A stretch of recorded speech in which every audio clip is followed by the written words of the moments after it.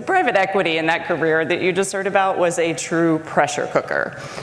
And so when I imagined retirement, I thought I might want to go to a Caribbean island and lay in the sunshine. Right? Doesn't that sound good? Yes. And so I decided to move to the emerging market of Honduras. And I live on a small island called Roatan off the coast. Now this is an absolute wonderland for scuba divers. It's the largest reef, second largest reef in the world. And this is what I do most of the time. I have a lot of experience diving. And so about a couple years ago, I went out with some friends and we went on a dive. The first dive was amazing. And then the second dive, we saw something that I don't usually see in this area. So as we rolled off the back of the boat, we saw 7 huge eagle rays. You can see them barely there in the picture. And they are bigger than I am, so their wingspan looks like this. And I go ahead of my friends a few kicks too far, I'd say, and I want to swim with them. And I roll over on my back, so I'm belly to belly with these majestic creatures. And I can see them, and also by the timing of my bubbles, how long it's taking them to get to the top of the water, I know I'm about 100 feet deep. And so this is such an incredible experience. After a couple minutes, they kind of go on their own way, and I decide, it's probably time to get back to my friends. So I roll back over the way you're supposed to, and I look and see my friends behind me. But they're a little bit too far behind me. And as I've rolled over, it's a little bit hard to breathe. And I wonder if maybe I was swimming against current and I didn't notice it, because when you see something exciting, you just go for it. And so I decided to look a little bit at my gauge, which tells me my depth and my oxygen I have left. I'm only 20 minutes into this dive, and usually it can last about 75 minutes. And what I see, I cannot imagine to be true. I'm under 4 atmospheres of pressure, which slow down thinking. But when I look at it, it's flat, empty. I have no air at all. And it feels like Alice in Wonderland. It's completely distorted. I'm feeling like I'm tail over head, head over tail. And the white rabbit says sometimes forever is just 1 second. And that is about all that I have to make this critical decision. I look at my friends and I see they're about 8 kicks away, too far to get to them with the limited amount I have in my lungs. And the worst thing a scuba diver can do is hold their breath and kick to the surface. Because what happens when you go up, right? Everything expands. And when that happens, the nitrogen can exit into your blood. It's called the bends. And every scuba diver knows that that can be fatal. And so the only thing I know how to do is to calm myself as much as I can and to let my air out as I go up as slowly as I can. My body takes over. And so I break the surface of the ocean, and I'm starting to panic now. I'm getting air in, and it's making me hyperventilate. And I'm flailing a bit in the water. My dive master comes up a couple minutes later, and he's like, "What in the world happened?" And honestly, I just don't know. I mean, it's never happened to me. I usually come up with nearly half a tank on any given dive. And so he calls the boat over, he switches out my tank for a full one, and he says, "Tracey, if you don't go back down right now, you will probably never dive again." Because that is what fear does. It completely constricts us. The last thing I wanted to do was go back under the water, but I did.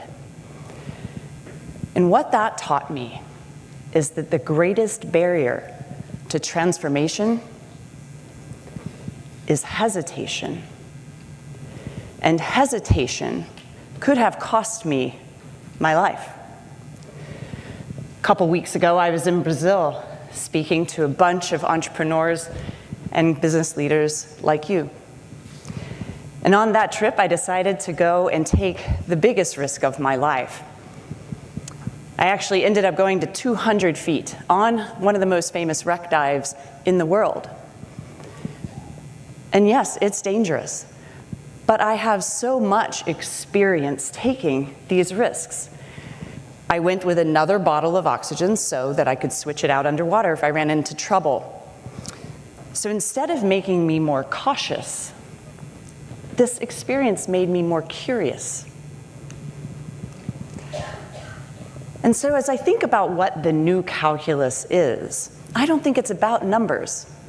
I think it's about knowing how to trust ourselves, and knowing which decisions and which risks to take. Now, coming to MIT, I'm not going to teach you anything about mathematics, right? And to be honest, maybe speaking about intuition might seem a little bit light, maybe a little bit woo-woo.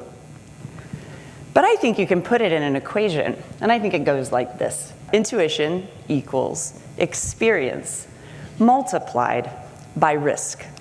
Because we can get the same experiences, but if we're not pushing the edge just a little bit more when we do, then it doesn't serve us as much, because experience times risk is the multiplier that matters. And so today I coach leaders of over $30 billion in revenue.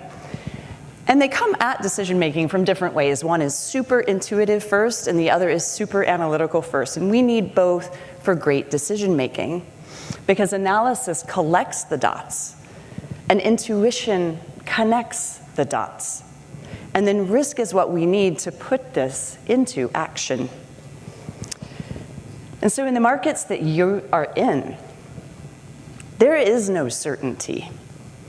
It is all about what kind of self-trust you have to make decisions in these incredibly uncertain times. And so I think that this is the only real calculus you have. So as I was deciding to get out of private equity, I called a well-known investment banker. He's a conscious capitalist. And I thought he might give me some advice. He might give me a spreadsheet or a playbook. And instead, he told me to follow the white rabbit. And he said it would lead me to doorways that I couldn't see yet. An investment banker talking to me about fairy tales? I mean, I guess anything is possible, right? And so I did, and I realized that I've been following this for quite a long time. So show of hands, who remembers where you were 20 years ago?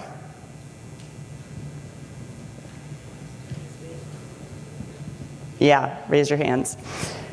20 years ago, I was in London, and I was working as a management consultant when at that phase in my career where we were sleeping under our desks. And an all-call went out for anyone willing to go to Dubai. Now, Dubai had been pearl divers 70 years before, and I was hearing this story starting about the growth that people were seeing. So I saw my white rabbit, and I wanted to jump on it. And so I got on a plane, and I landed on Sheikh Zayed Road, and I went to the Shangri-La Hotel. Now, this is what Dubai looked like in 1950, and it's what it looked like when I landed.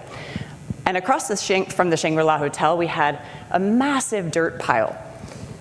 And the construction was in overdrive. You could actually feel the jackhammers underneath your feet. And even when I would go somewhere else in the world, I swear, it kept going a little bit. And this overdrive was so exciting. They built islands from the sea. They built a ski slope in the mall. And it seemed like this jet-fueled, powered ambition was going to build something incredible. And then 2008 happened, the GFC, and everything absolutely screeched to a halt. Everybody pulled back, and Dubai had a lot of half-constructed things. And I thought the leader did something very interesting. Sheikh Mo decreed that anything that was in the middle of being constructed had to finish, because he did not want cranes across his skyline. And so when everyone else was pulling back, Dubai pushed all their chips forward and kept going. And that dirt pile that we used to draw on the window as you would a child's height, that dirt pile became the largest and tallest building in the world, the Burj Khalifa. And it's still standing today as the largest building. And I see it as a testament to perseverance and vision. And it was what was able to take a desert to a world-class destination. Because risk is the multiplier that matters. And so the biggest risk I've ever taken, it wasn't in a boardroom in private equity, and it wasn't on a 200-foot dive, but it was in love. See, Chris and I met when we were 9 years old. And one day, he came running across the hallway. He skidded to a stop on his knees. He turned, and he pulled a quarter out of the Velcro pocket of his kangaroo shoes, and he offered me an ice cream. Looking down at this adorable boy, I said yes to the ice cream. And then life took us different directions. He left in high school to go train to be a tennis pro, and I lived and worked all over the world. And then 25 years later, he made a comment on a picture of my mom and me on social media. And time froze. You know those people that you always wonder about, where they went and what happened to them? I didn't know, but I did know. I just knew. And so we started writing. I reached out to him. And the first picture he sent me wasn't one of himself. It was one of the symptoms of multiple sclerosis. It's a disease that affects the brain and the spinal column. Chris, do you have all of these symptoms? I asked. Yes, all.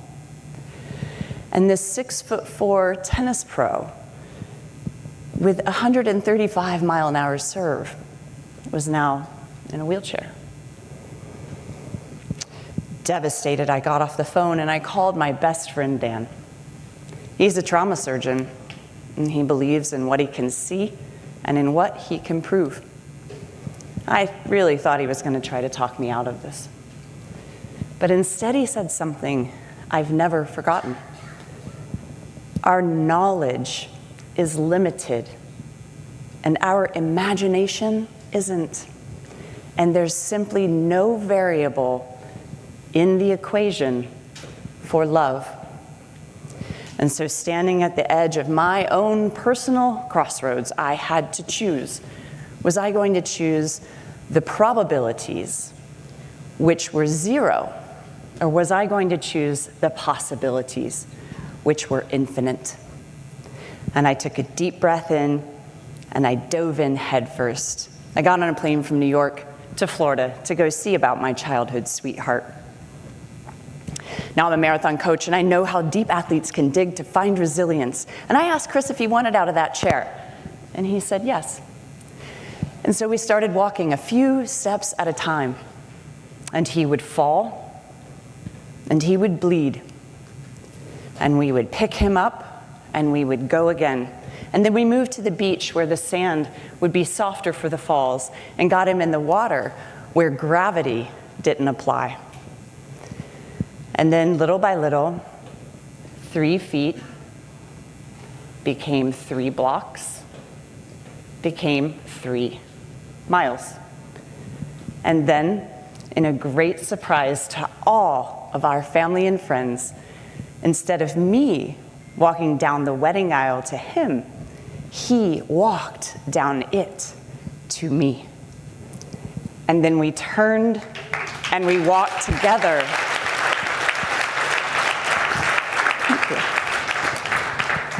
We turned and we walked together into an unknown future. See, you will take risks that don't work out, but risk is the price of possibility, and love is why we pay it. So I don't want you to just follow the white rabbit. I want you to become the white rabbit for others to follow. And when you get to the edge of the next decision that you're making and you're choosing between possibility and probability, don't wait. Don't hesitate. Jump. Because not only will you survive, but you will really live. And that's the new calculus. And that's how we multiply what matters. Thank you.